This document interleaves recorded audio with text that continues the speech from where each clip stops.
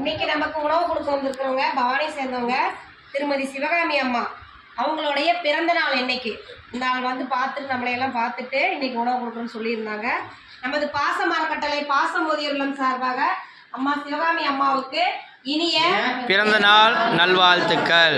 வாழ்க்கையில் அனைத்து செல்வம் பெற்று நீடூழி வாழவும், உடல் நலம் பூரண குணம் பெற்று நீடூழி வாழும். நமது பாசம் அறக்கட்டளை பாசம் மோதிய உள்ளம் சார்பாக நாம இறைவன் கிட்ட ஒரு பிரார்த்தனை வச்சுக்குவோம்.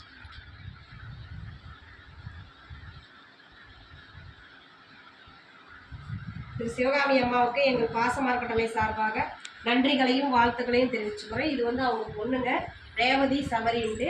அவங்களுக்கு கொஞ்சம் உடல் இஷ்யூவாக இருக்கிறனால அவங்களுக்காகவும் நம்ம இறைவன்ட்ட நம்ம டெய்லி பிரார்த்தனை வைக்கிறப்ப நம்ம பேர் சொல்லி வச்சுக்கலாம்.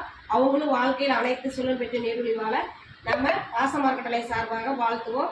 இந்த நேரத்தில் நமது சிவகாமி அம்மாவுக்கு நாம் ஒரு கோரிக்கை வைக்கிறோம். என்னன்னு கேட்டிங்கன்னா, நமது பாசம் அறக்கட்டளை பாசம் முதியோர்கள் வந்து 2 வருஷமாக வாடகை கடத்தில் எழுதிட்டு இருக்கோம். இப்போ சொந்த கடத்துக்கு நாங்கள் முயற்சி பண்ணிகிட்ருக்கோம். எங்கள் கவர்மெண்ட்டில் அப்ரூவ் வாங்கி தான் பண்ணிகிட்ருக்கோம். இடம் தொலைவிட்டுருக்கோம், பார்த்துட்ருக்கோம். நாங்கள் இது வரைக்கும் எந்த வசூலுக்கும் நாங்கள் போகலை. இடத்துக்காக மட்டும் இப்போ எல்லாம் வெளியே கேட்டுட்ருக்கோம். அதுக்கு தங்களால் முடிஞ்சவதே எங்களுக்கு செஞ்சு தரலாம்.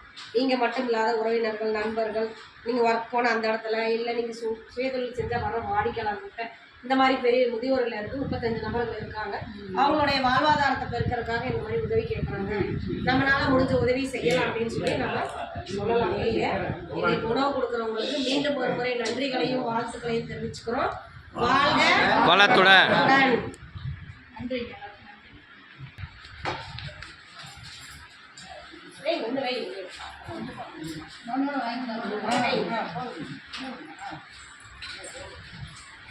கோகுல அவங்க கடைக்கு போறாங்க.